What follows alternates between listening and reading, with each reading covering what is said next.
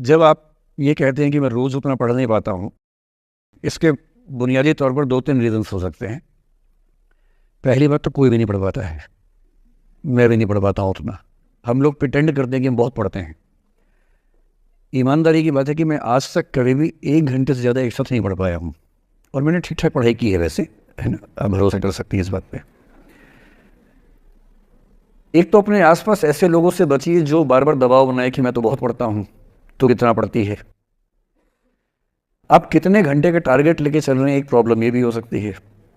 आपकी उम्र में कॉलेज के अलावा अगर आप 3-4 घंटे पढ़ लेते हैं तो पर्याप्त है। कॉलेज के 3 साल सिर्फ पढ़ाई के लिए नहीं है, पढ़ाई से ज़्यादा सीखने के साल हैं, मंच पे आने के साल हैं। दोस्तों के साथ फिल्म देखिए, दोस्तों के साथ आउटिंग पे जाइए, रेस्टोरेंट में बैठ के खूब बकवास कीजिए उनके साथ। उसमें जो सीखेंगे वो केवल पढ़ाई से नहीं सीखेंगे। तो दिन में 3-4 घंटे बहुत होते हैं। और बाकी मैं एडवाइस करता हूँ बच्चों को कि बहुत सारी एक्टिविटीज़, जिसमें से एक एक्टिविटी चाय की दुकान पर दोस्तों के साथ बैठना, 1 घंटे बात करना भी शामिल है, पर्सनैलिटी ग्रूमिंग के लिए बहुत ज़रूरी है। फिर आप लोगों की उम्र में इमोशंस थोड़े उठापटक होती रहती है। अगर आप महीने के 30 दिन में से 6-7 दिन बीच में नहीं पढ़ पाते डिस्टर्बेंस से, तो इसका मतलब है कि आप दिमागी तौर पर एकदम ठीक हैं। चिंता उनकी है कि जो रोज पढ़ रहे हैं। इसका मतलब वो अपनी उम्र में जी नहीं रहे, वो किसी और उम्र में जी रहे हैं। तो ठीक है, कभी कभी डिस्टर्बेंस आएगी, उसको एंजॉय कीजिए। डिस्टर्बेंस बस सुंदर प्यारी होनी चाहिए, इतना ध्यान रखिए, है ना? जिसकी वजह से नींद उड़ी हुई है वो अच्छा होना चाहिए, बाकी तो ठीक है। नमस्ते sir, thank you sir for this session sir. I extend my gratitude sir. It was an honor to listen you sir.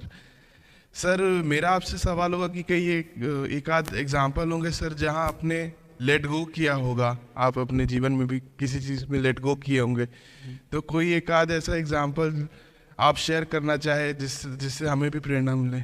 मैं बताता हूँ आपको। जो मैंने कहा कि 7-8 साल पहले मैं थोड़ा एंग्जाइटी का शिकार हुआ, कई कारण थे, पर उसमें 2-4 लोग ऐसे थे जिन्होंने मेरा जीना मुश्किल कर दिया था उस समय। मतलब उन्होंने कर दिया, मैंने करवा भी लिया। अब तो मैं करवाता ही नहीं, तब मैंने करवा लिया था। अजीब किस्म के लोग पीछे पड़ के रात दिन 24 घंटे तनाव देते रहना बिना किसी बात के, कोई वजह भी नहीं चाहिए ऐसी। मैं बड़ा परेशान रहा। फिर बाद में परिस्थितियां बदल गई, मैं ठीक हो गया, मेरी स्थितियां ज़्यादा बेहतर हो गई। तो उन दिनों मैंने एक रहीम का दोहा पढ़ा, वो मेरे जीवन का उसूल बन गया। उसके बाद से 1-2 बार मेरे मन में आया कि मैं भी दुश्मनी कर लूं और दिखा दूं, और मेरे पास ताकत उनसे ज़्यादा थी उस समय भी, आज भी है। और अगर मैं किसी के उकसाने पे उसके जैसा हो गया तो जीता तो वही। जब मैं ही नहीं रहा तो फिर तो कोई और लड़ रहा है, मैं रहा ही नहीं, वो जीत जाएगा। मेरी असली कश्मकश ये थी कि बिना उसके जैसा हुए इस चीज़ से बाहर निकलना है। ये कुछ वैसे कि आप सड़क पे जा रहे हैं, कीचड़ में सूअर लौटा हुआ है, उछल उछल लौट रहा है, आपके सफ़ेद कमीज पे छींटा पड़ गया। अब 2 ऑप्शंस हैं, या तो हिसाब बराबर करने के लिए उतर जाइए, उसको आप कैसे गंदा करोगे, तो पहले ही मस्त है उसी गंदगी में, उसका तो स्वभाव है। आपका एक छींटा है, आप पूरी कमीज गंदी कर लेंगे वहाँ जाके। तो सबसे अच्छा क्या है, वहाँ से निकल जाना, लेट गो कर देना। तो मैंने रहीम का एक दोहा अपना सार बना लिया, रहीमन ओछे नरन सो बैर भली ना प्रीति। रहीमन ओछे किस्म के लोगों से ना बैर अच्छा है ना प्यार अच्छा है। काटे चाटे श्वान के दुह भांति विपरीति, कुत्ता काटे तो दिक्कत, कुत्ता चाटे तो दिक्कत। तो मेरा उसूल क्या है, इस तरह के लोगों से ना दोस्ती ना दुश्मनी, ना दिल में ग्रजेस रखने हैं कि हिसाब बराबर कर दूंगा, हरा दूंगा, रखना ही नहीं। और मेरी अब ठीक ठाक दोस्ती तो क्या होगी, मतलब जब हम मिलते हैं बड़े प्यार से मिलते हैं, मुझे दिक्कत है ही नहीं, नाराज़गी भी नहीं है। मुझे लगता है कि वो अपना धर्म निभा रहा था, मैं अपना निभा रहा हूँ। और अगर मैं दुश्मनी पाल लेता, अपना बीपी बढ़ाता, डायबिटीज़ करवा लेता, मैंने पाला ही नहीं, ना मैं पालता हूँ। और भी ऐसे कई इंस्टांसेस हैं जहाँ दुश्मनी करने का पूरा स्कोप था, पर मैं दुश्मनी करता नहीं, मुझे शौक ही नहीं है दुश्मनी करने का। मेरा दुनिया में एक भी दुश्मन नहीं है, मतलब मैं कईयों का हूँ, मेरा एक भी नहीं है। जो मुझे अपना दुश्मन मानते हैं वो मेरे दुश्मन नहीं है, मेरे लिए वो परिचित हैं, जो मित्र हो सकते थे या हो सकते हैं। फिलहाल मित्र नहीं है लेकिन दुश्मनी नहीं है। और अगर दुश्मनी कभी हो भी जाए ना, ये ध्यान रखना है कि बाद में दोस्ती हो सकती है। बशीर बद्र ने कहा है, दुश्मनी जमकर करो लेकिन ये गुंजाइश रहे, गर कभी हम दोस्त हो जाएं तो शर्मिंदा ना हो। ये मैं ध्यान रखता हूँ हमेशा। नमस्कार सर। नमस्कार सर, मेरा नाम रश्मि श्रीवास्तव है और मैं यहाँ हिंदी ऑनर्स द्वितीय वर्ष की छात्रा हूँ। सर, सबसे पहले तो मैं आपको बहुत बहुत धन्यवाद देना चाहूँगी सर। आपसे मिलकर बहुत अच्छा लग रहा है मुझे और ये मेरे लिए बहुत बड़ी सौभाग्य की बात है।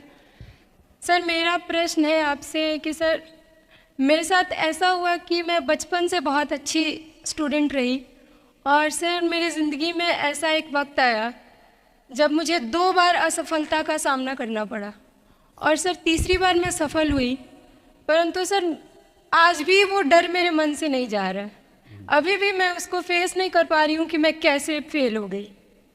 और सर कभी ऐसा होता है कि मैं सो रही हूँ और रात में मुझे वो डर लगता है कि आगे मैं नहीं कर पाऊँगी। मुझे ऐसा लगता है कि आगे अगर मैं कुछ अच्छा करना चाह रही हूँ तो मुझे उस असफलता का डर रहता है कि जो मैंने फेस किया है, और सर मैं उससे उभर नहीं पा रही हूँ।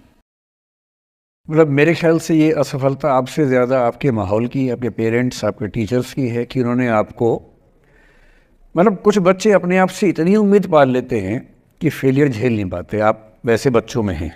जो आपने कहा ना कि मैं शुरू से बहुत अच्छी स्टूडेंट रही हूँ, ये दुर्भाग्य की बात है, ये अच्छी बात नहीं है। मैं नहीं चाहता कि बच्चे अच्छे स्टूडेंट बने। अच्छे स्टूडेंट का मतलब जो बहुत पढ़ाकू किस्म के होते हैं, सीधे स्कूल से घर, घर से स्कूल, घर में घुसते ही होमवर्क करना शुरू किया, वैसे बच्चे ज़िंदगी में बड़े परेशान रहते हैं। बच्चों को होना चाहिए छटा हुआ टाइप का, शरारती, बदमाश, मतलब काम भी करें स्कूल का, लेकिन बेसिकली आपको स्मार्ट होना है, कॉन्फिडेंट होना है। पढ़ाकू होने से ज़िंदगी बहुत अच्छी नहीं चलती है। ज़िंदगी के लिए ना व्यक्तित्व चाहिए। हुआ क्या आपके साथ, आपको बता दिया गया कि अच्छा बच्चा वो है जो पढ़ता है, होमवर्क करता है, आपने वो सब किया। तारीफ़ें आपकी इतनी हुई होंगी कि बेटा तुम तो कुछ भी कर दोगी, आपको भरोसा हो गया कि मैं कुछ भी कर दूंगी।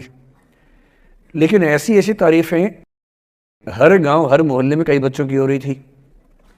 जब उन सब में कंपटीशन हुआ तो कुछ सफल हुए, बहुत सफल नहीं हो पाए।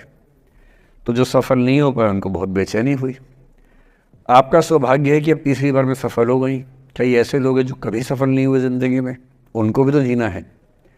तो मैं एक ही बात कहूँगा, अपने आप से उम्मीदें कम कर लीजिए। और ये आसान नहीं होता है। इसका तरीका ये है कि 1-2 ऐसे अच्छे दोस्त जो अच्छे भी हैं, दोस्त भी हैं और बहुत उम्मीदें ना रखते हैं, ना आपको रखने देंगे अपने आप से। डायरी लिखने से लेकर कुछ अच्छे उपन्यास पढ़ना, अच्छी फिल्में देखना, जो आपको सहज होना सिखाएं, न कि महान होना सिखाएं। महानता से बड़ा कोई रोग नहीं है, इस चक्कर में नहीं पड़ना है। सामान्य होना है। असली जद्दोजहद सामान्य होने की है, महान होने की नहीं। सहज होना है। तो अपने आप से क्या कहना, रोज़ कहना है, कोशिश पूरी करूँगी, सफलता मिल गई तो बढ़िया, नहीं तो क्यों डरे, ज़िंदगी में क्या होगा, कुछ ना होगा तो तजुर्बा होगा। और भाड़ में जाए सीधी सी रात। नमस्ते सर। सर मेरा क्वेश्चन थोड़ा सा इनसे अलग है। सर जैसा आपने कहा कि लेट गो करना चाहिए, लेकिन क्या करना चाहिए? लेट गो करना चाहिए। हमने भी ये चीज़ सुनी है कि जिसके नसीब में जो लिखा होता है एक दिन उसे वो मिलता ही है, तो उसके लिए हमें परिश्रम करना चाहिए। तो सर एक इनके बीच में क्या एक थिन लाइन नहीं है कि हमने सोचा जैसे 71st डे पर मुझे ऐसा लग रहा है कि अब मुझसे और नहीं होगा, अब मैं नहीं करूँगी। माना कि वो गिव अप भी कहा जाता है, लेकिन अगर मेरे नसीब में है कि नहीं यार कल ये तुझसे हो जाएगा, अगर मैं कोई भी टास्क कर रही हूँ कल ये कंप्लीट होगा, लेकिन मैं सोचूँ नहीं मेरे से ये प्रेशर नहीं हो रहा, I should let go this, I should start some other thing. तो क्या ये मुझे लेट गो करना कभी रिग्रेट नहीं कर सकते क्या लाइफ में, यार एक दिन और ट्राई कर लेते तो शायद मिल ही जाता।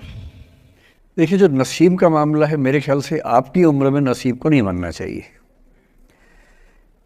दुनिया में किसी को नहीं पता कि नसीब है या नहीं, और है तो कितना है। सब तुक्का लगा रहे हैं, मैं भी तुक्का लगा रहा हूँ, ठीक। जो हार जाता है ना, उसको तसल्ली देना बहुत ज़रूरी है, वरना वो जी नहीं पाएगा। और पराजित व्यक्ति को तसल्ली देने के लिए सबसे अच्छा शब्द है नसीब, भाग्य, नियति। बहुत ज़रूरी है। और इसलिए एक उम्र के बाद गीता का सार पढ़ना बहुत ज़रूरी है। समझना पड़ता है कि सब कुछ हमारे हाथ में नहीं होता है, सच में नहीं होता है। पर इसका मतलब ये भी नहीं है कि सब कुछ किसी और के हाथ में होता है। अगर ऐसा होता तो बिना मेहनत करने वाले आईएएस बन जाते या कुछ भी बन जाते। ये हो सकता है कि आईएएस बनने के एग्ज़ाम में 10 ने मेहनत की, उनमें से 8 का हुआ, 2 का नहीं हुआ। पर ये नहीं हो सकता कि एक आदमी ने मेहनत नहीं की तो उसका आईएएस हो गया। बिना मेहनत के तो नसीब भी नहीं मिलने वाला है। इसलिए ये मान लीजिए कि कुछ ना कुछ चीज़ें हमारे कंट्रोल में नहीं हैं, लेकिन जितना कंट्रोल में है उस पर पूरी ताकत लगाएंगे, पूरा डिसिप्लिन रखेंगे, तो हम अपनी किस्मत सबसे अच्छी लिख पाएंगे। सबसे अच्छी मतलब बाकी तो सही, मेरी जितनी अच्छी हो सकती है उतनी अच्छी लिख पाएंगे। और इसलिए अगर आपको लगे कि मैं नहीं कर पाऊंगी कोई काम, तो उसको गिव अप ही कहते हैं। लेट गो का मतलब तब होता है जब आप मन भर चुका है, अब उसकी ज़रूरत महसूस नहीं हो रही। जैसे आईएएस बनने की कोशिश कर रहे हैं, नहीं बन पाए, तैयारी छोड़ दी, गिव अप है। बन गए, नौकरी की, मज़ा नहीं आया, छोड़ दिया, ये लेट गो है। लेट गो करने के लिए पहले हासिल करना पड़ता है, या हासिल होने से पहले उस मनोभूमि पर पहुंचना पड़ता है जहां हासिल होने का सुख आपने महसूस कर लिया और उसमें मज़ा नहीं आया, ठीक ही है, औसत है, तब छोड़ दिया। इसलिए आपकी उम्र को शोभा नहीं देता कि हम नसीब की बात करें, ये शोभा देता है मेरी उम्र को। तो 30-40 के बाद नसीब, भाग्य, नियति चलेगा। फिलहाल कर्म पर भरोसा कीजिए, मेहनत, डिसिप्लिन, और मोटिवेशन से ज़्यादा महत्वपूर्ण है डिसिप्लिन, ध्यान रखिएगा। मोटिवेशन का ग्राफ ऐसा होता है, फिर ऐसे नीचे आता है धीरे धीरे।